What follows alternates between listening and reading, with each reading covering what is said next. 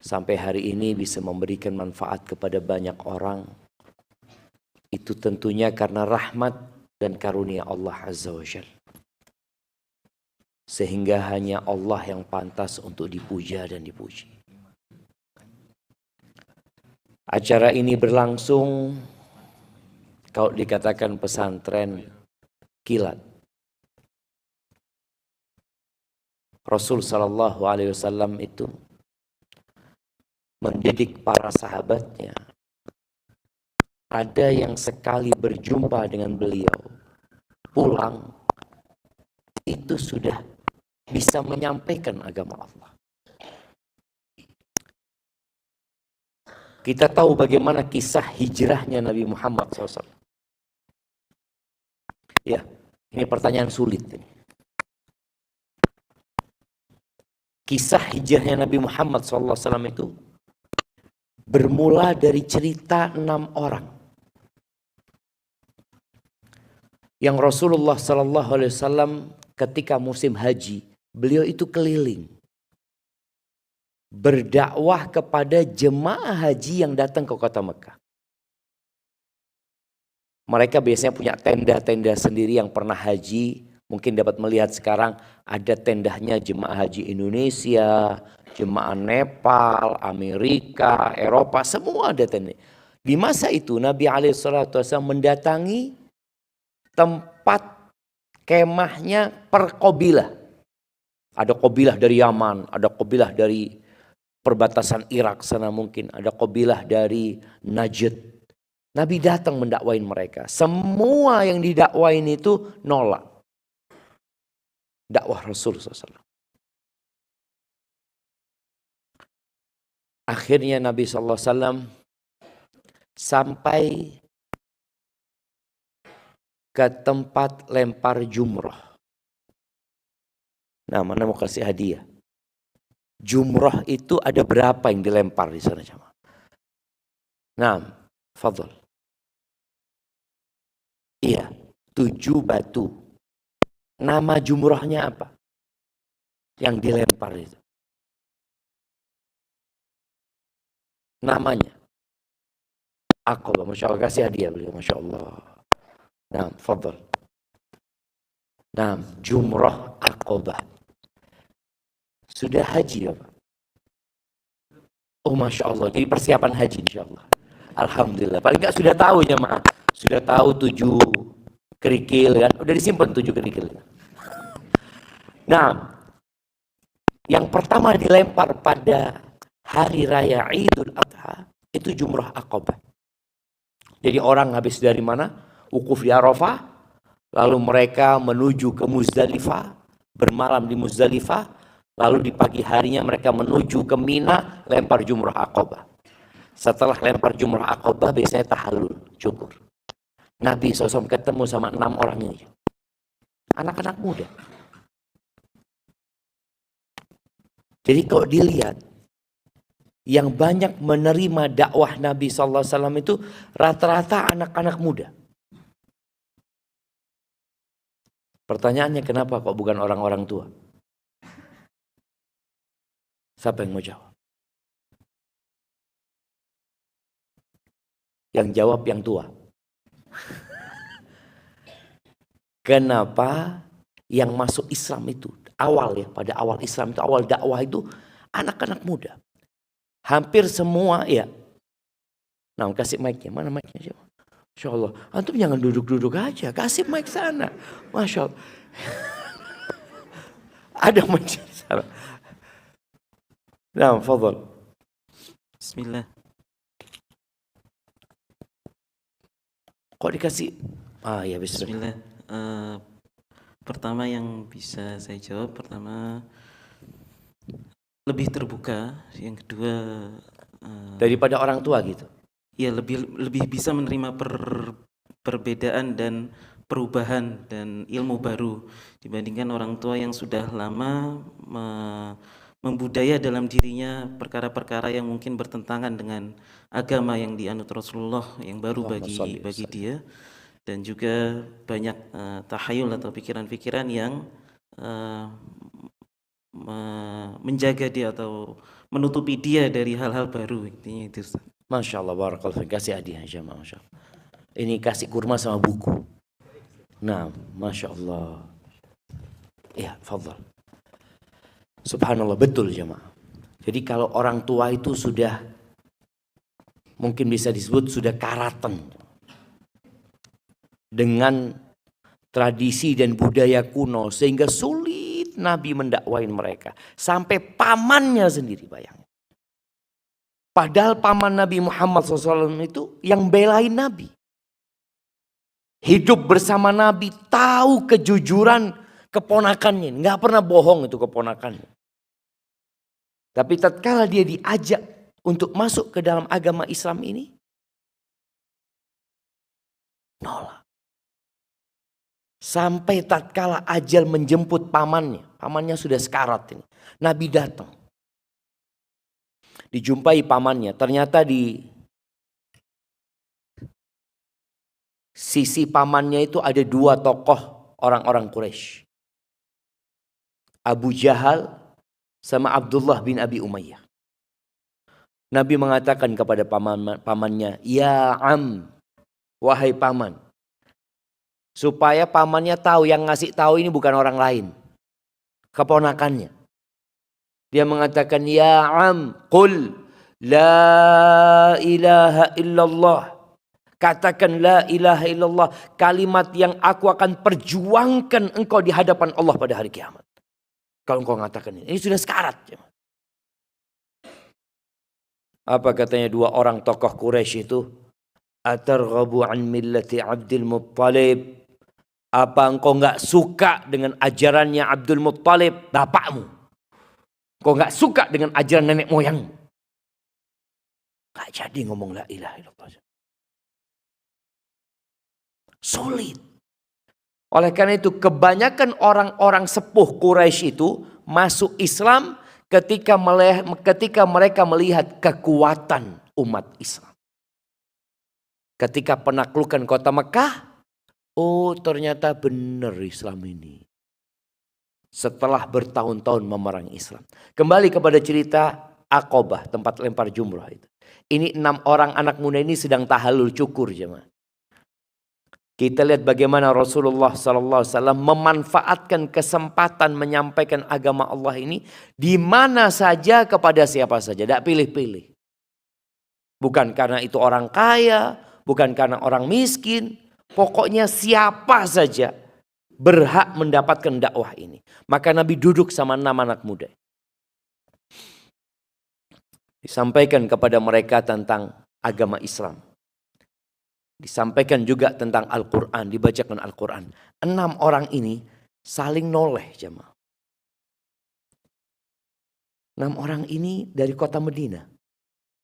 Di kota Medina itu tinggal orang-orang Yahudi. Orang-orang Arab ini kalau lagi perang sama orang Yahudi dan orang Yahudi kepepet kalah, biasanya orang Yahudi itu sesumbar. Mengatakan kepada orang-orang Arab ini, sebentar lagi nih akan muncul seorang nabi yang zamannya sudah dekat. Kami akan mengikuti dia dan memerangi kalian serta membantai kalian. Sebagaimana dibunuhnya kaum Ad wa Thamud dan Samud, kata dia. 6 orang ini ketika ketemu sama seorang yang mengaku nabi, mereka ngomong, jangan-jangan ini yang katanya orang Yahudi, kata dia. Yuk kita masuk Islam dulu sebelum mereka masuk Islam. Masuk Islam 6 orangnya. Hanya sekali berjumpa dengan Nabi SAW. Di musim haji itu. Lalu mereka pulang. Gak ketemu lagi sama Rasulullah SAW. Kalau sekarang bisa nonton YouTube ya. Kalau sekarang orang mau belajar gak cuma di sini. Dia bisa baca kitab. Dulu gak ada. Sudah sama sekali terputus kontak sama Rasulullah SAW. Tapi mereka sudah bisa berdakwah. Ketemu Nabi Muhammad SAW setahun kemudian. Datang lagi ke kota Mekah, haji lagi. Tapi bukan 6 orang. 12 orang. Artinya mereka sudah bisa berdakwah. Makanya tadi kalau kata Pak Angga, 1 orang aja di kajian ini mereka dapat menyerap ilmu. kemudian dapat menyampaikan kepada keluarganya, sudah sukses acara ini. Kata Nabi SAW, la ayyahdiyallahu bika rajulan. Allah memberikan hidayah lewatmu, satu orang aja. Khairun laka min humrin na'am. Itu lebih baik daripada onta merah. Itu harta yang paling mahal pada waktu itu. Maka kita bersyukur kepada Allah kalau bicara acara ini super kilat. Insya Allah manfaatnya juga besar. Karena kita sedang di bulan Ramadan. Biasanya orang di bulan Ramadan itu hatinya bersih-bersih. Karena sejak pagi tidak makan. Sampai sekarang lemes, ya Allah. Dan biasanya nunggu azan itu menjadi momentum yang paling nikmat. Sampai kadang kala ada satu orang itu berbuka jamaah padahal dengar azan asar jamaah. Karena tidak kuat dia azan kata dia. Wah, ini kayak azan asar. Loh, tak pikir no maghrib semana. Karena tidak kuat dia itu nunggu azan maghrib. Apa perbedaan azan maghrib sama asar? Siapa yang bisa? Ada bedanya. Antum kalau di kamar dengarkan azan maghrib sama asar itu berbeda enggak jemaah? Apakah ada pengumuman jamaah azan maghrib? Tidak ada. Jadi orang dengar azan ya sama aja azannya. Hanya saja kalau lapar itu segala azan dianggap azan maghrib sama dia. Maka alhamdulillah jemaah kita sebentar ngaji. Nggak lama. Kalau dikatakan sama Pak Angga super kilat ya. Iya. Kita punya waktu tidak banyak. Tapi insya Allah kalau hati kita bersih. Kita akan dapat banyak. Ahibati fillah. Tema kita hari ini berbincang tentang. Apa tema kita hari ini? Jamaah, kalau nak tulisannya temanya ini. Apa temanya? Pembawa acara nggak nyebutkan tadi. Loh, belum ada. Astagfirullahaladzim. Ini pembawa acaranya dihukum ini. Kalau bicara belum ada, kok Anda sudah dapat temanya gitu loh.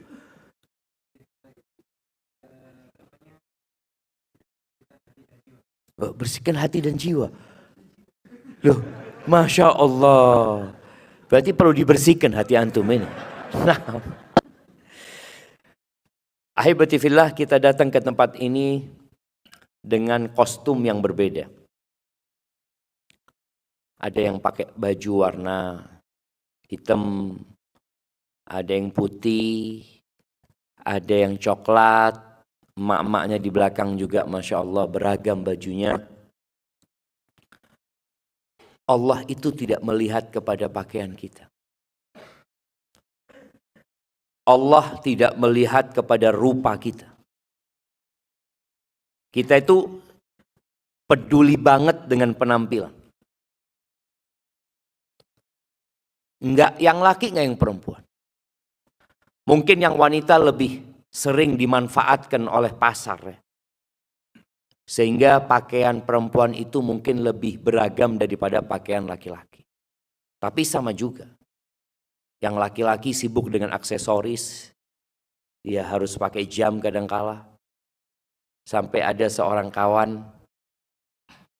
Ana lihat dia. Jam antum itu mati. Kata dia, iya Ustaz sudah 2 hari mati. Loh kenapa antum pakai? Ana kalau nggak pakai itu nggak enak gitu loh. Karena sudah kebiasaan pakai jam walaupun jamnya mati. Karena dia ngelihat jam pakai handphone sekarang Ustaz. Cuma karena kebiasaan pakai jam, itu ada orang yang memang sibuk dengan penampilan. Ada yang sibuk dengan sandalnya.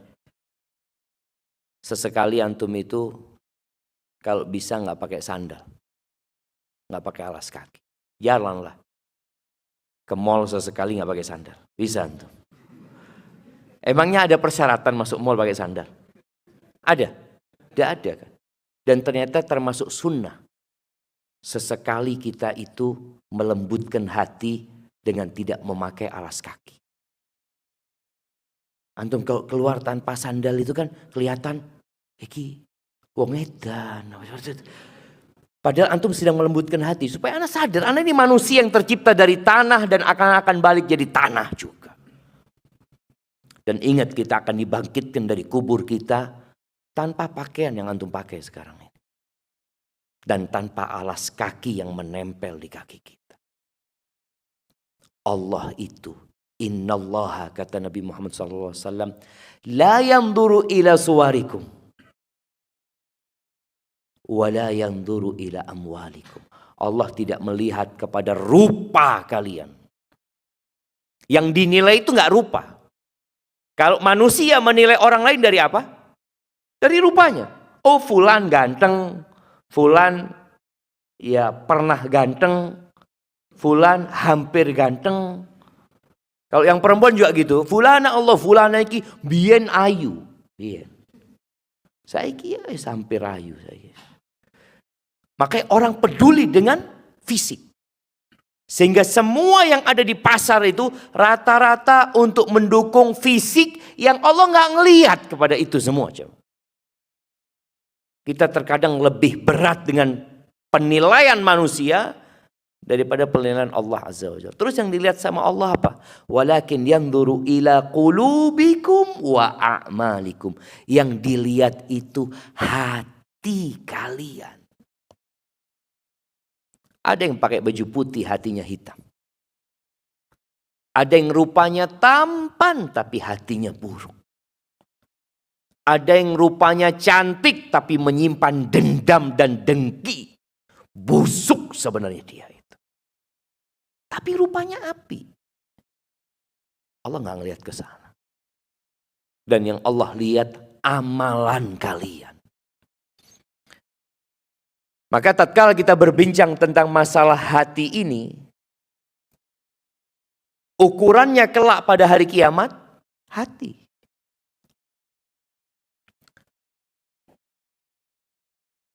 Orang yang pertama kali disidang pada hari kiamat itu ada 3. Siapa yang mau nyebutkan? Mama sekarang. Sebutkan 3 manusia pertama yang akan disidang. Dan ternyata mereka semua menjadi korek api neraka. Nah, ibu-ibu. Nah, angkat tangan. Mama angkat tangan. Baik, anak kasih hadiah 2 juta. Angkat 2 juta. Insya Allah.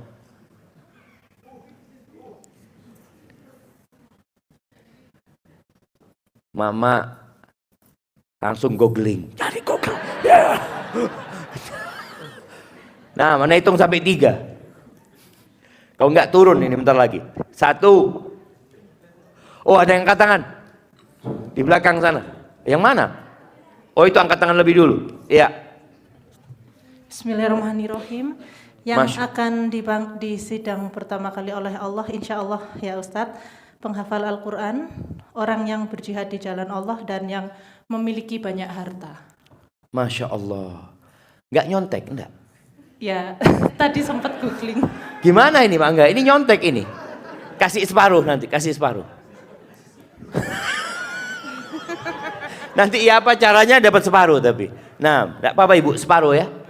Karena nyontek soalnya, dapat separuh, alhamdulillah. Nah, nanti kita cari satu lagi yang nyontek jadi paruan dia. Nah, jamaah. Tapi ini alhamdulillah. Kita jadi kepingin tahu, jamaah. Sebagian kita hidup nggak pernah tahu tentang persidangan hari akhir. Ketika ada pertanyaan dia cari, ternyata ada jawabannya.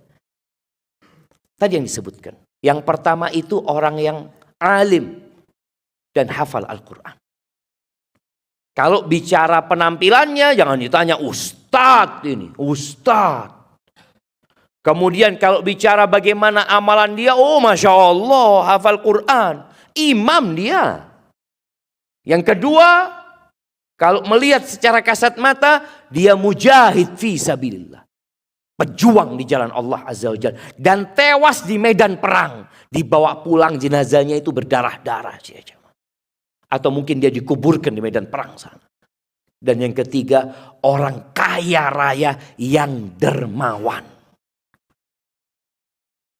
Allah datangkan satu persatu. Ingat, kita semua akan disidang tanpa ada penerjemah. Wala istri, wala anak, wala orang tua, semua disidang masing-masing. Kalau di dunia, biasanya antum akan didampingin oleh pengacara. Antum mungkin punya uang banyak, antum bisa bayar pengacara yang handal, yang bagus. Tapi di sana antum akan datang dengan amalan antum. Ketika datang orang pertama, yang hafal Al-Quran, yang alim, ditanya tentang nikmat-nikmat yang Allah berikan. Dia mengakui semua dari Allah. Semuanya dari Allah. Lalu ditanya, "Madza amilta biha?" Engkau gunakan buat apa nikmat-nikmat itu? Apa kata orang ini? "Ta'allamtu fik wa 'allamtun nas wa qara'tu fikal Qur'an." Ya Allah, dengan nikmat yang kau berikan kepadaku, aku belajar ilmu agama. Aku ngaji mengharapkan keridhaanmu. Lalu aku ajarkan ilmu itu kepada umat manusia. Dan aku membaca Al-Quran, menghafal Al-Quran untuk mencari keridhaanmu. Sekarang bulan Ramadan, bulannya Al-Quran. Sebagian mungkin membaca Al-Quran sudah 30 juz. Sebagian sudah 2 kali hatam. Sebagian sudah 3 kali hatam. Imam Syafi'i rahimahullahu ta'ala di bulan Ramadan itu hatam 60 kali. 60 kali. Ketika orang ini mengakui nikmatnya dan menyatakan amalannya, dia mengatakan, aku berbuat itu lillahi ta'ala. Apa kata Allah? Kadzabta, bohong. Apanya yang bohong? Kalau bicara ilmunya enggak. Dia memang benar ustadz. Bicara Qur'annya dia hafal Qur'an. Ternyata bicara hatinya. Niat itu tempatnya di sini. Bukan di lisan. Mungkin antum bisa mengatakan lillahi ta'ala.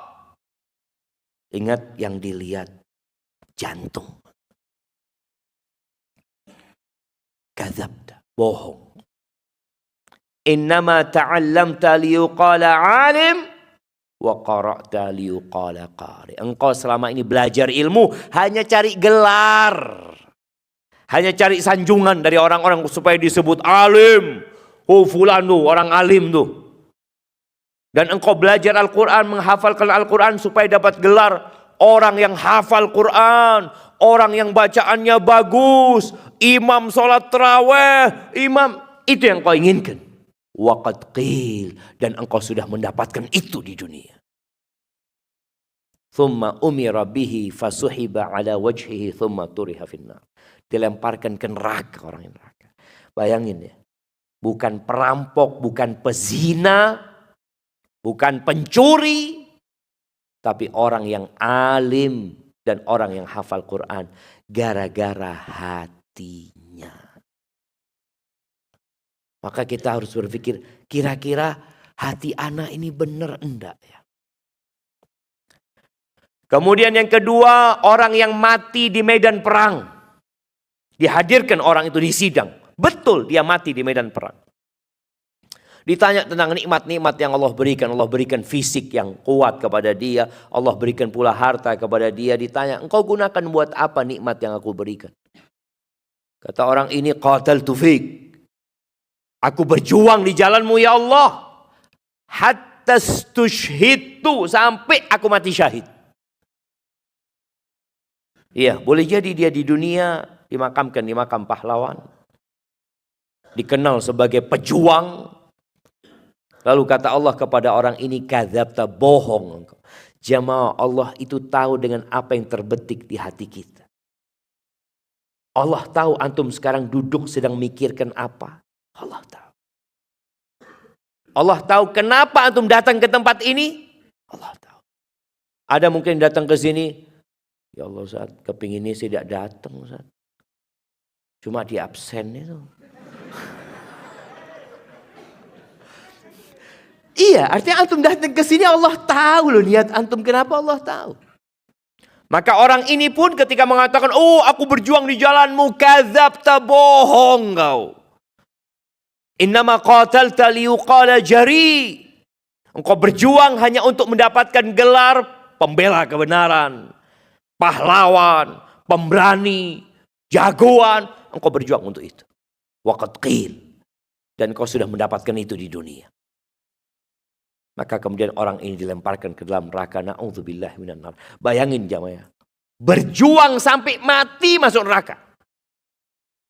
Tadi jadi ustadz, jadi penghafal Quran sampai mati. Dia nggak berubah. Tetap matinya mungkin menurut orang, oh fulan Masya Allah husnul khotimah. Kenapa Masya Allah mati di medan perang? Kita kan melihat seperti itu. Mati ketika membaca Al-Quran, husnul khotimah. Tergantung niatnya jamaah. Tergantung hatinya ini yang mati di medan perang. Semua orang akan menganggap dia Masya Allah sudah. Mungkin cucunya mengatakan, oh bapakku mati ketika perang melawan Belanda. Yang ini cerita mungkin punya itu. Tapi ternyata gara-gara hatinya dia di neraka. Yang ketiga, orang kaya raya yang dermawan.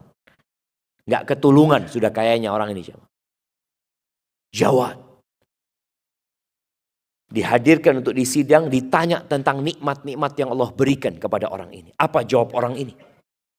Dia mengatakan, ma min sabilin tuhibbu ayyun faqafih illa anfaqtu fihi lak. Ya Allah, tidak ada satupun jalan kebaikan. Dia menyebutkan itu. Tidak ada satupun jalan kebaikan yang engkau suka, harta yang engkau berikan, diinfakkan di sana, melainkan aku sudah infakkan di sana lillahi ta'ala. Mengharapkan keridhaanmu. Masjid dia bangun, sekolahan dia dirikan, janda-janda dia santuni, anak yatim dia bantu, dia kasih beasiswa, dia berangkatkan orang haji, dia berangkatkan orang umroh, dia bikin aspal di jalan, dia gali sumur, mungkin di kampung-kampung, tidak ada satupun jalan kebaikan. Benar. Benar yang dia katakan. Tapi Allah mengatakan kadzabta, bohong engkau. Bukan Allah mendustakan amalan dia, tapi mendustakan hati dia. Allah katakan kadzabta, bohong. Engkau berbuat itu hanya untuk mendapatkan gelar jawad, orang yang dermawan.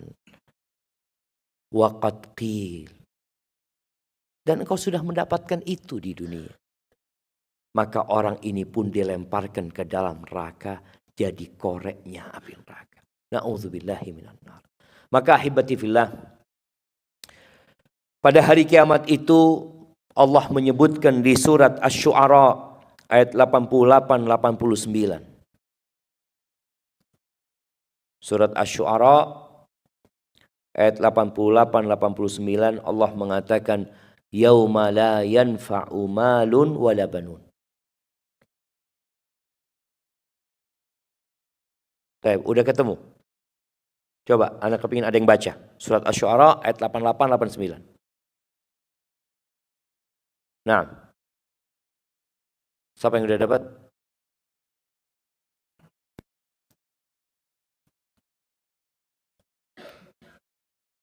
Nah, silakan.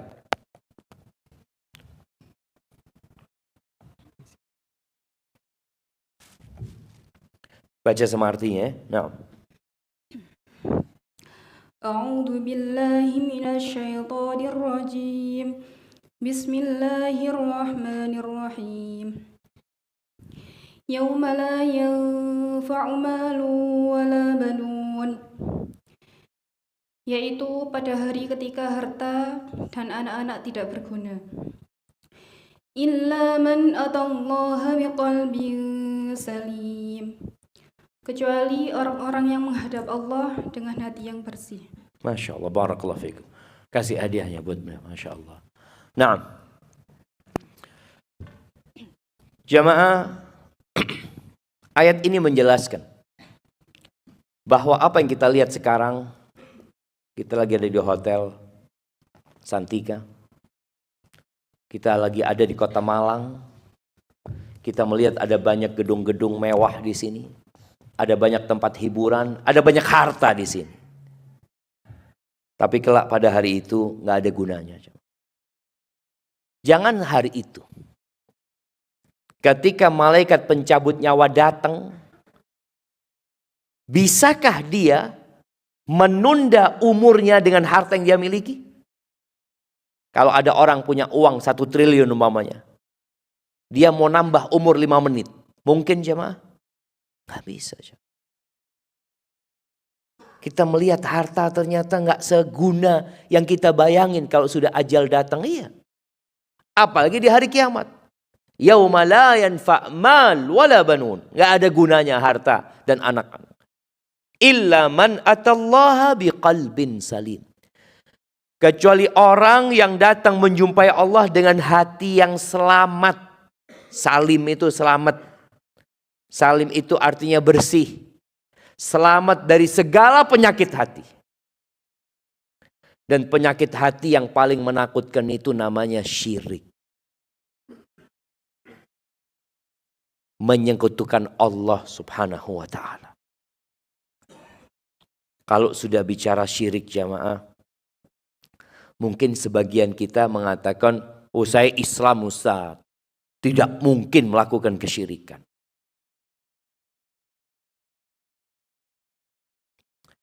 Siapa yang hafal doanya Nabi Ibrahim?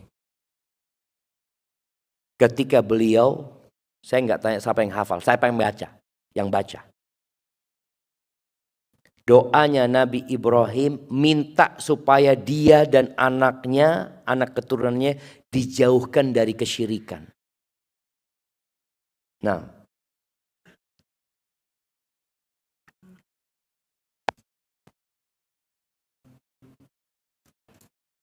mana mic-nya jemaah?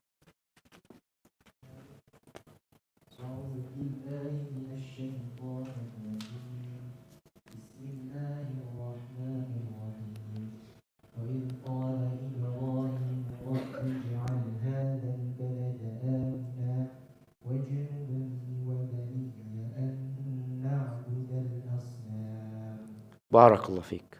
Artinya apa? Tatkala Nabi Ibrahim berkata, wahai Rabbku, jadikanlah negeri ini negeri yang aman dan jauhkanlah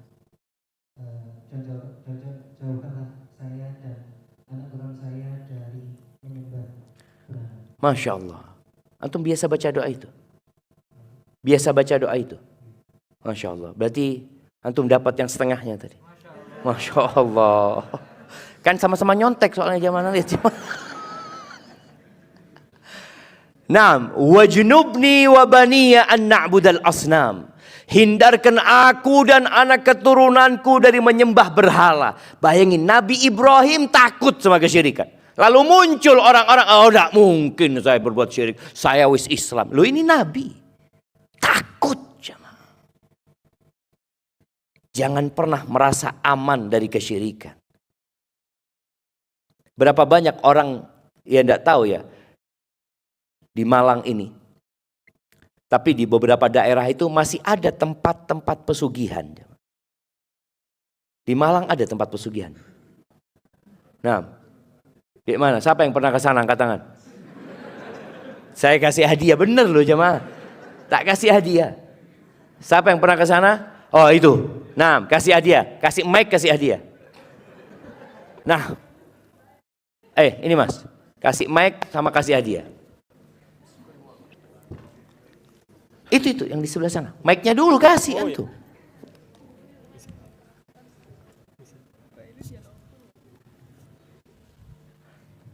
Kapan ke sana ibu? Beberapa tahun yang lalu. Nyari apa ibu di sana? Tidak Ustaz, cuma penasaran sama teman-teman karena di Gunung Kawi Kromengan sana katanya kan memang terkenal di sana untuk pesugihan. Waktu itu penasaran saja sama teman-teman berkunjung ke sana. Kepingin sugih juga? Boten Ustaz, cuma pengen melihat ternyata di sana. Tapi ibu tidak kepingin sugih? Pingin, sangat kepingin Ustaz. Iya, barakallahu fiik. Apa ritual yang dilakukan orang-orang di sana? Sebenarnya saya tidak sampai masuk ke dalam, jadi tidak tahu secara jelas. Namun berdasarkan cerita dari situ, bahkan ada yang seperti menyembelih kambing untuk semacam apa itu namanya Sesajen gitu ya, tumbal. Terus ada yang katanya itu duduk di bawah pohon apa ya, daru ya, sampai daunnya itu nanti jatuh, terus daunnya itu akan ditaruh di dompet seperti itu Ustadz. Masya Allah. Seperti Kayaknya banyak yang tahu di belakang itu jemaah. Iya. Kalau lihat. Siap, jazakillah khairan. Barakallahu fiik. Barakallahu fiik. Jemaah, siapa yang kasih rizki sebenarnya? Allah. Kenapa kok cari di sana? Inilah yang membuat hati seorang itu kotor. Gara-gara dia lupa bahwa pemberi rizki adalah Allah Azza wa Jal. Innallaha huwa razzaq dzul quwwatil matin. Maka jangan meremehkan masalah kesyirikan. Sebagian kita hatinya nggak bergantung sama Allah. Ada yang mencari pesugihan di Laut Selatan. Muslim jemaah, Muslim. Seharusnya Muslim kalau cari pesugihan di mana? Di rumah Allah Azza wa Jal. Datang ke rumah Allah. Salat subuh berjamaah, baca doa Allahumma inni as'aluka ilman nafi'an wa rizqan thayyiban wa amalan mutaqabbala. Ya Allah, aku mohon kepadamu bukan cuma rizki. Aku minta yang pertama ilman nafi'an, ilmu yang bermanfaat. Sehingga dengan ilmu kita jadi tahu mana yang halal, mana yang haram. Ilman nafi'an. Di Jakarta, di perusahaan di Astra itu ada kajian Islam rutin jemaah. Insya Allah sejak tahun 94 apa 96. Anda pada waktu ke sana ngisi kajian itu mungkin tahun 2014-15, Anda tanya, ini ono pengajian? Iya, padahal GM-nya itu non muslim. Kok boleh kajian Islam? Iya, soalnya kata GM-nya, wong Islam iki lek ngerti agama ndak nyolong. Jadi kata dia, sejak ada kajian itu pencurian di Astra berkurang, kata dia. Berarti manfaat ilmu itu cuma. Ketika orang Islam itu berilmu, dia jadi tahu ini bukan hakku gitu loh. Dia tidak akan makan hak yang bukan miliknya. Maka antum kalau kepingin minta sama Allah, yang pertama minta ilman nafi'an tiap hari. Habis subuh baca Allahumma inni as'aluka ilman nafi'an. Yang kedua minta apa? Rizqan thayyiban. Rizki itu nomor 2 dipinta. Minta rizki tidak sembarangan. Rizqan thayyiban. Kalau nggak baik jangan diambil. Minta rizki yang baik. Yang ketiga minta apa? Amalan mutaqabbala. Amalan yang diterima. Karena apa gunanya kita puasa kalau ternyata dapat lapar dan haus saja. Ada orang sholat, subhanallah ya. Anak kalau baca hadis itu takut. Hadis ini diriwayatkan oleh Imam Tabrani. Di mana Nabi SAW menyebutkan, Innar rajula la yusalli salata sittina sanah walam tuqbal lahu salah. Ada orang yang sholat selama 60 tahun, satu pun sholatnya tidak ada yang diterima. Bukan tidak sembahyang loh jemaah. Itu yang kita baca. Fawailul lil musallin. Kan kadang-kala ada orang ngomong, wes gak usah ngomong sembahyang sing api, yang penting tuh sembahyang. Loh apa gunanya antum sholat kalau masuk neraka? Fawailun lil musallin. Celaka masuk neraka wail orang yang sholat. Kenapa? Alladzina hum an salatihim sahun. Sakarepan sembahyangnya. Asar mau maghrib baru sholat. Yang penting sholat lah Ustaz. Zuhur nunggu muasar. Kalau sudah dengar suara adzan, aduh terlatis. Ya Allah, Allah Maha Pemaaf dan Maha Pengampun. Wallahi jemaah, sebagian kita meremehkan sholat, masuk neraka. Alladzina hum yura'un, riya juga dia sholat di hatinya. Bukan untuk Allah Azza wa Jalla. Maka tadi kalau bicara bagaimana kita minta tiap harinya, Nabi kalau habis sholat subuh itu minta Allahumma inni as'aluka ilman nafi'an wa rizqan thayyiban. Yang ketiga apa? Wa amalan mutaqabbala, amalan yang diterima. Jamaah rahimakumullah, ada dua penyakit hati. Ini kalau bicara klasifikasi penyakit hati itu ada dua. Ini ada kitab judulnya Talbis Iblis, tipu daya iblis. Jadi ada orang yang ditipu sama iblis merasa benar. Ada orang yang ditipu sama iblis merasa salah. Tapi sama-sama ditipu sama iblis. Ada dua penyakit hati. Siapa yang nyebutkan? Nah, fadhal. Kasih mic-nya. Barakallahu fikum. Apa syubhat, apa syahwat?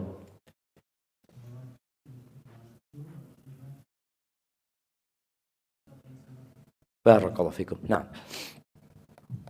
Iya. Penyakit syahwat ini insya Allah semua tahu. Ya, mengikuti hawa nafsu kita. Syahwat kepada harta. Kecintaan kepada dunia yang berlebihan. Syahwat kepada wanita. Syahwat kepada jabatan. Itu penyakit. Syahwat mencari pujian, sanjungan. Itu penyakit hati. Tadi yang disebutkan 3 orang yang menjadi koreknya api neraka itu sakit hati. Syahwat. Yang kedua syubhat. Syubhat itu kesamaran dalam beragama. Dia berbuat dosa tapi merasa benar. Itu syubhat. Seperti kalau kita lihat penduduk bumi ini jemaah, berapa jumlahnya? Siapa yang pernah ngitung? Jumlah penduduk bumi ini hampir 8 miliar mungkin sekarang. Yang muslim berapa? 1,6, 1,7. Bisa dibayangin ya. Yang 6,3 miliar itu. Mereka kena penyakit syubhat. Mereka menyembah berhala, merasa benar. Patung disembah. Nangis-nangis, kasih sesajen, merasa benar. Itu syubhat. Dan ada umat Islam yang kena penyakit syubhat juga. Muslim dia.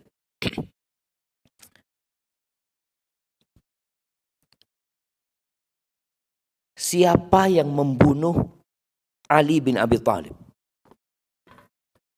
Jamaah kita tahu. Ana mau tanya dengan 2 orang lah. Siapa yang membunuh Umar dan siapa yang membunuh Ali bin Abi Thalib? Ibu-ibu. Nah, mak-mak tuh. Iya, kasih.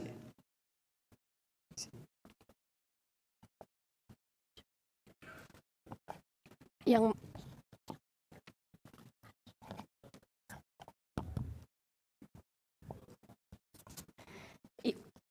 membunuh Umar adalah Abu Lu'lu'ah dan yang membunuh Ali adalah Ibnu Muljam. Masya Allah. Muslim apa kafir 2 orang itu? Dicari. Kasih tidak apa-apa. Repot sekarang kita mau kasih kuis ini Pak Angga. Karena harus pinter semuanya. Nah, iya, yang mana yang muslim, Ibu?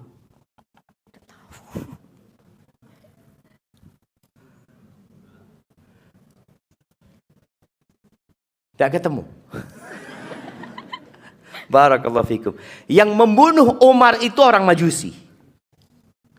Orang Majusi jelas orang kafir, benci sama Islam.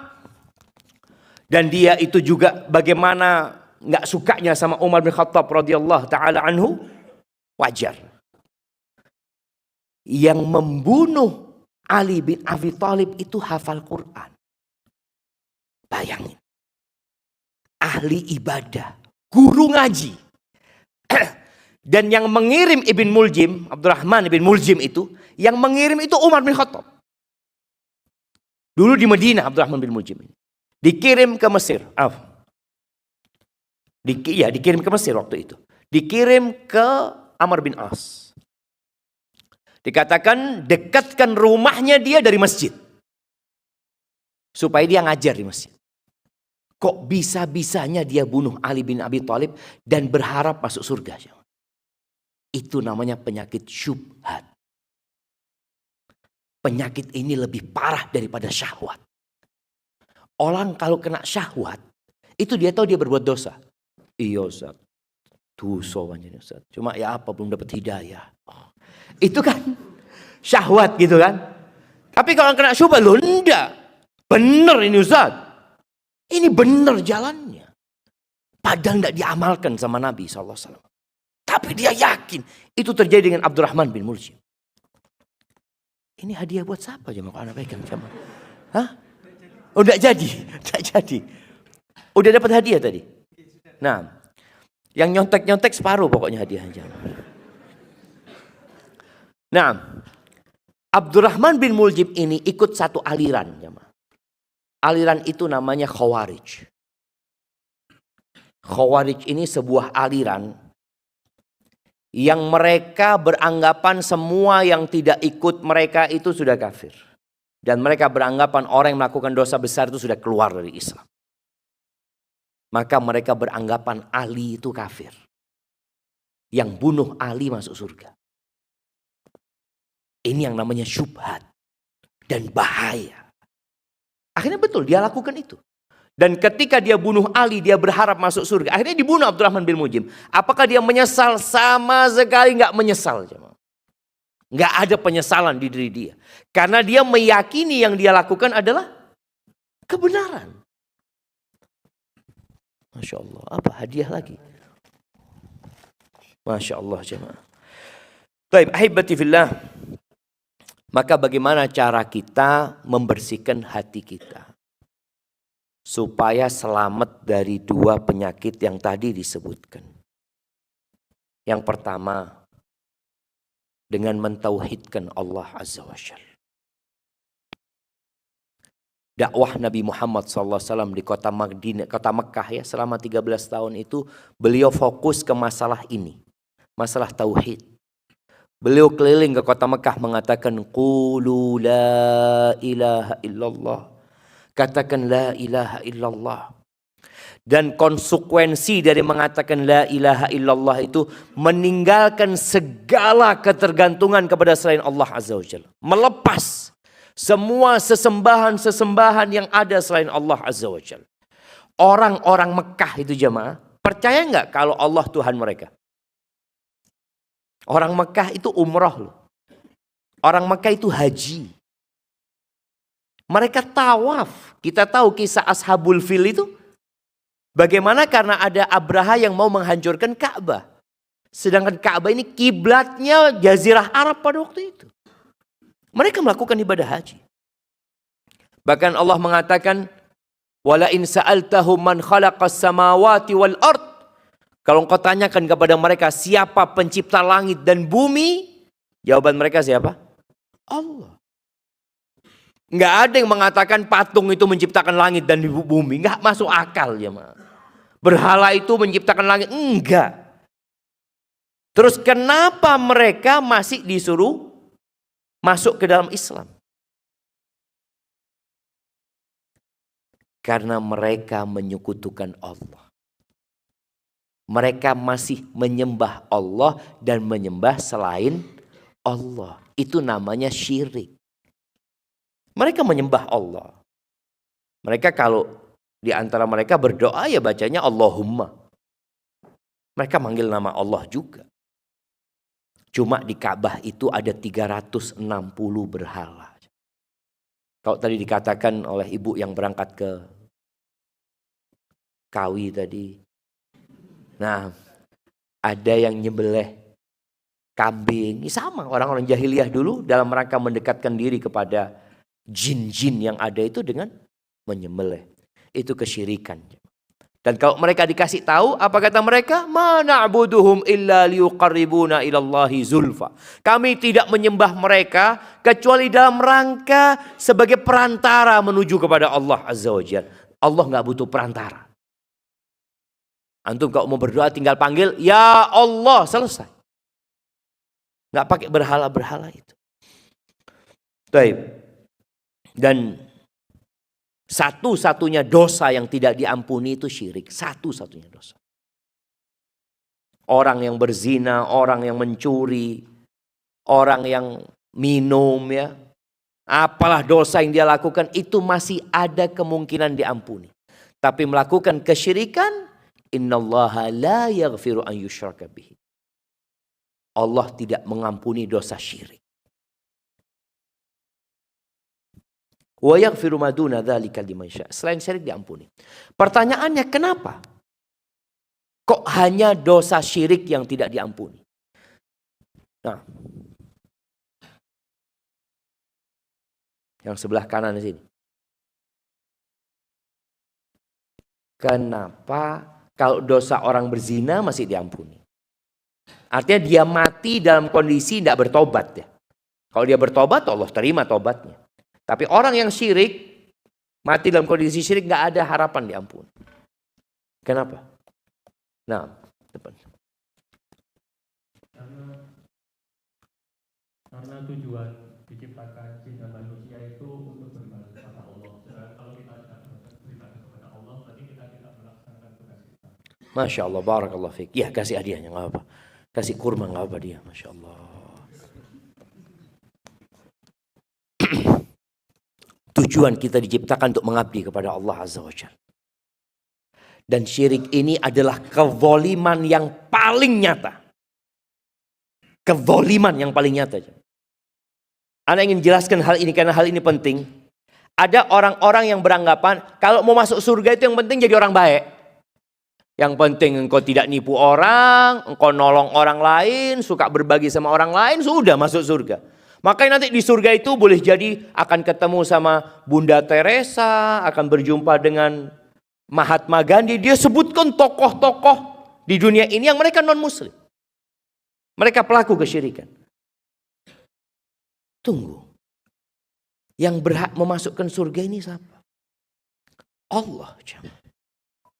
Dan kalau bicara kezaliman, engkau mengatakan mereka orang-orang baik. Mereka adalah orang-orang yang paling zalim. Inna syirka la zulmun azim. Syirik itu kezaliman yang paling besar. Ya gimana Allah yang kasih badan kepadamu. Allah yang kasih rizki kepadamu. Tahu-tahu engkau beribadah kepada selain Allah. Ini loh orang yang zalim. Kalau dikatakan ini orang nipu orang Ustaz. Dia bunuh orang Ustaz. Iya dia zalim. Tapi lebih zalim orang yang melakukan kesyirikan. Kemudian jamaah, kalau orang itu berzina, dia memang ada syahwat untuk melakukan zina. Adakah syahwat untuk melakukan kesyirikan? Ada syahwat untuk berbuat syirik? Tidak ada. Benar-benar zalim dia melakukan itu. Wa man yusyrik billah faqad harramallahu alaihi al-jannah. Siapa yang melakukan kesyirikan haram masuk surga. Siapa yang mengatakan Allah Azza wa Jalla. Dan keyakinan umat Islam itu benar. Oh itu klaim sepihak. Loh iya. Kita punya Quran nih. Alhamdulillah mukjizat yang Allah berikan kepada Nabi Muhammad SAW bukan seperti tongkatnya Nabi Musa. Dengan meninggalnya Nabi Musa selesai. Tidak seperti ontanya Nabi Saleh. Enggak. Tapi wahyu Al-Quranul Karim. Yang Quran ini sampai hari ini masih memberikan tantangan. Kata Allah, "Qul in kuntum fi raibin mimma nazzalna ala abdina." Katakan apabila kalian ragu. Allah mengatakan Quran enggak ada keraguan di dalamnya. La raiba fi. Tapi kalau kalian merasa ragu dengan Al-Quran, mimma nazzalna ala abdina fa'tu bi suratim mim mithlih. Kalian bikin satu surat seperti Al-Quran, satu surat. Quran ini berapa surat? 114. Yang paling pendek ada 3 ayat. Inna a'tainakal kautsar. Datangkan satu surat saja. Wad'u man istata'tum min dunillah. Kalian ajak semua seorang orang selain Allah, kalian ajak sudah. untuk bikin satu surat itu. Sampai hari ini nggak ada yang bisa. Ada 8 miliar manusia ditantang untuk bikin, mereka bersatu padu, bukan satu-satu, sudah semuanya kumpul. Nggak ada yang bisa. Ini menunjukkan bahwasanya Al-Quran memang la raiba fi. Dzalikal kitabu la raiba fi. Hudan lil muttaqin. Yang kedua, perbanyak istighfar kalau kepingin hatinya bersih. Tobat jemaah. Yang mungkin dulu pernah berangkat ke dukun, mungkin dulu pernah melakukan banyak dosa, mungkin dosa syirik juga dia kerjakan, atau kemaksiatan yang lainnya. Dosa itu meletakkan nokta hitam di dalam jantung kita. Kata Nabi SAW, innal mu'min idza adznaba kanat nuqtatun sauda fi qalbi. Ada nokta hitam di hati dia. Fa in taba wa naza'a wastaghfar suqila qalbu. Kalau dia tinggalkan itu dosa, dia bertobat. Nah, syaratnya tobat ada 3+1. Mana yang suka tobat, angkat tangan.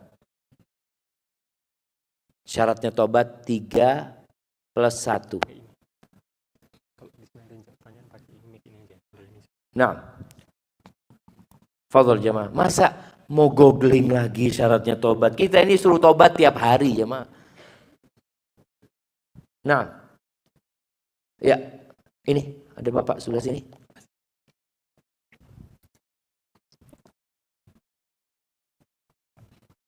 Pertama, menyesali dosa-dosanya tersebut. Yang pertama menyesali, yang kedua tidak mengulangi, Ustaz. Yang kedua tidak mengulangi. Ya. 3 syaratnya. Kurang bapak ini. Berarti tobatnya belum sempurna selama ini. Apa? Yang pertama menyesali, betul. Nggak cukup menyesali. Yang kedua Tidak mengulangi. tidak mengulangi. Okay. Bukan tidak mengulangi. Bertekad untuk tidak mengulangi. Yang ketiga meninggalkan. Baik, +1. Kalau dosanya sama orang lain harus minta maaf. Kasih hadiahnya. Masya Allah.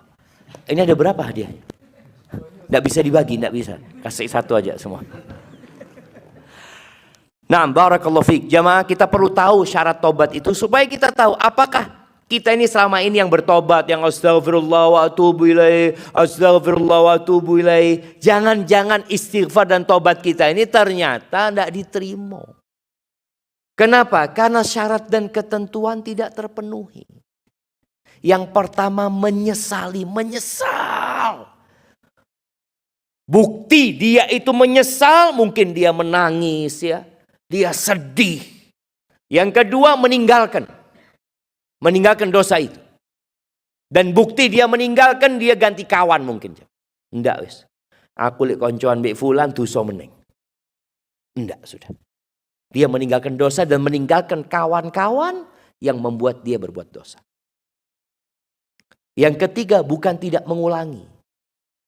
Karena kalau tidak mengulangi berarti kalau dia ngulangin tobat dia yang pertama tidak diterima, enggak. Allah itu maha baik. Yang penting antum niat tidak mengulangi. Karena boleh jadi besok antum mengulangi lagi dosa itu. Lusa antum mengulangi lagi dosa itu lagi. Terus siapa? Tobat lagi. Tobat lagi. Sampai berapa kali tobat ya Ustaz? Setiap engkau berbuat dosa engkau bertobat. Apa enggak sekalian naik Ustaz? Nantilah umpamanya anak tobat pas Lailatul Qadar. Atau ada orang gitu jamaah. Sebagian orang nih tobat. Nanti Ustaz saya mau haji Ustaz. Insya Allah saya kalau haji baru mau tobat Ustaz. Siapa yang menjamin umurmu sampai haji? Nggak ada. Maka siapa saja yang berbuat dosa saat itu tobat. Ustaz ana takut berbuat dosa besok lagi. Engkau nggak pernah tahu besok hidup atau tidak. Nggak pernah tahu. Yang kau tahu hari ini harimu. Maka ketika berbuat dosa hari itu bertobat. Bertekad untuk tidak ngulangi. Bukan ngomong insya Allah besok ngulangin, enggak ya. Enggak, antum bertekad. Besok antum ngulangin lagi, tobat lagi. Lusa ngulangin lagi, tobat lagi. Rasul SAW mengatakan, innallaha yabsutu yadahu bil-lail liyatuba musi'un nahar. Allah itu membentangkan tangannya di malam hari agar pelaku dosa di siang hari tobat. Wa yabsutu yadahu bin nahar liyatuba musii'ul lail. Di siang hari Allah buka pintu taubat itu. Dibentangkan tangan Allah agar orang yang berbuat dosa di malam hari nggak nunggu malam lagi baru taubat, jemaah. Udah kau siang hari itu taubat, minta ampun sama Allah SWT. Kalau ada hubungan sama orang perlu minta maaf. Ini dipenuhin. Antum ana dulu saat waktu jadi pegawai itu ya sering lah. Apa yang restoran di sini? My Kopi O. Boleh nggak pegawai itu ngemplok gorengan satu, goreng-goreng? Boleh nggak Bang? Nggak boleh? Nggak boleh, jamaah lihat antum. Antum kalau sering ngemplok gorengan, perlu minta maaf itu. Iya, karena enggak Ustaz, anak sudah istighfar. Nggak cukup istighfar. Karena ini hubungannya sama, loh kok emak-emak pada ketawa di sana. Iya, betul loh jamaah. Ini kalau nanti pada hari kiamat itu, persidangan itu, ada timbangan yang sangat detail sekali. Faman ya'mal mithqala dzarratin khairan yarah. Sebesar semut yang antum kalau bawa ke timbangan emas mungkin semut itu nggak ada beratnya. Tapi di hari kiamat antum akan lihat. Maka tolong yang ingin hatinya bersih lakukan itu. Perbanyak istighfar. Nabi SAW sekali duduk jamaah, beliau membaca Rabbighfirli wa tub alayya innaka antat tawwabur rahim 100 kali. Dan biasanya dilakukan selesai sholat duha. Baca itu. Kemudian yang ketiga, baca Al-Quran. Usahakan. Di Ramadan tadi alhamdulillah ada yang sudah 25 juz ya. Usahakan kita baca Quran ini tiap hari nanti. Selesai Ramadan tiap hari. Kalau Ramadan mungkin one day one juz, tapi nanti kita selesai Ramadan yang antum mampu. 1 hari 1 halaman. Usahakan sama artinya. Aduh Ustaz, tidak mampu anak Ustaz. Boleh 1 hari 1 ayat, tidak apa-apa. Tiap hari mau berangkat kerja atau mau tidur, antum buka Quran. A'udzubillahi minasyaitonirrajim. Bismillahirrahmanirrahim. Alif Lam Mim. Jangan ketawa. Bener loh jemaah. Kalau antum istiqomah, insya Allah umur 20 tahun hatam Quran. Karena sebagian kita umur 50 belum hatam Quran. Sama artinya. Sama artinya. Artinya keistiqomahan seseorang itu, dia selalu tiap hari terhubung dengan Al-Quran, itu jaga hati. 1 ayat saja. Yang penting istiqomah. Kalau antum hari itu lagi kosong mau 2 ayat silahkan. Tapi antum punya konsekuensi, saya tiap hari harus 1 ayat. Sama artinya baca.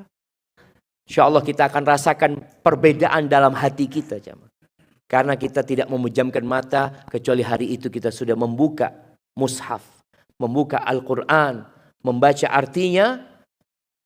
Dan bertambah imannya. Yang keempat, zikrullah.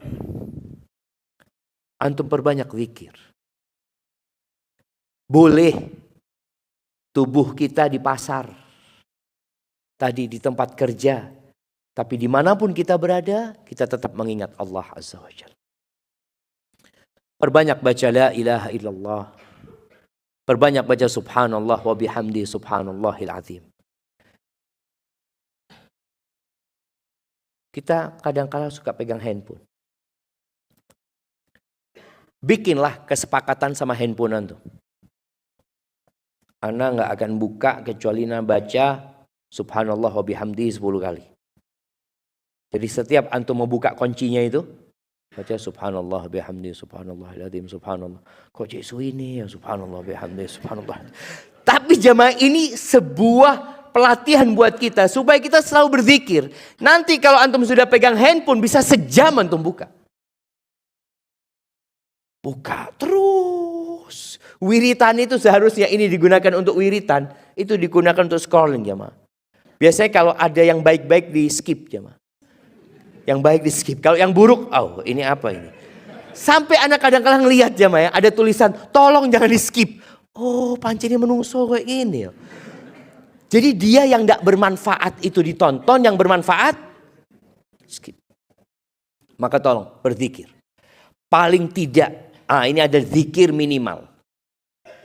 Zikir yang minimal, yang disebut orang berzikir banyak itu adalah berzikir yang ada momentumnya.